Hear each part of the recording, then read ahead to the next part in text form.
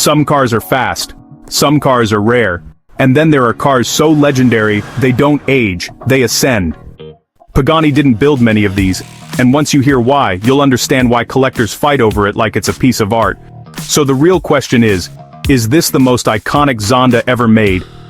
Welcome to Pagani Zonda F. The Zonda F was named after Juan Manuel Fangio, a Formula One legend and close friend of Horacio Pagani. That alone tells you this car wasn't built for trends. It was built for respect and legacy. So, what's under the hood? Well, it's a naturally aspirated 7.3-liter AMG V12, pushing around 602 horsepower. No turbos, no electric help. Just raw, screaming mechanical perfection. And the sound, this isn't just an exhaust note. It's a symphony. Carbon fiber everywhere. Exposed bolts, aero that actually works.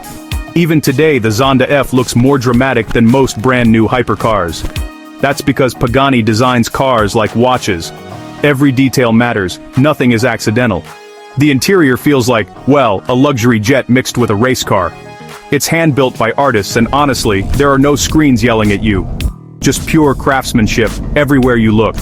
Quick pause. If you love rare hypercars that most people will never even see in real life, hit like and subscribe, because this channel is all about cars that are impossible to forget.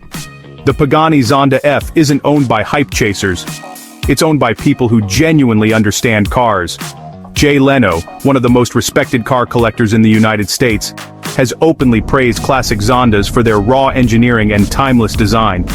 Gordon Ramsay, the world-famous chef and supercar collector, is known for owning and loving rare Italian exotics.